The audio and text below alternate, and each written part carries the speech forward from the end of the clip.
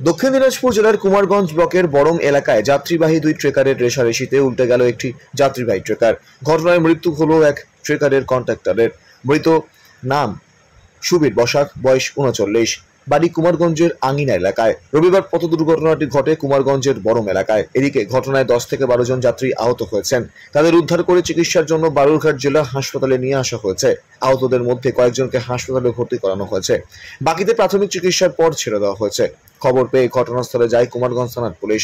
পরে কুমারগঞ্জ থানার পুলিশ দুর্ঘটনাগ্রস্ত ট্রেকারটিকে উদ্ধার করে থানায় নিয়ে যায়। এদিকে কুমারগঞ্জ থানার পুলিশ দেহটি উদ্ধার করে তা ময়নাতদন্তের জন্য বালুরঘাট জেলা হাসপাতালে পাঠিয়েছে।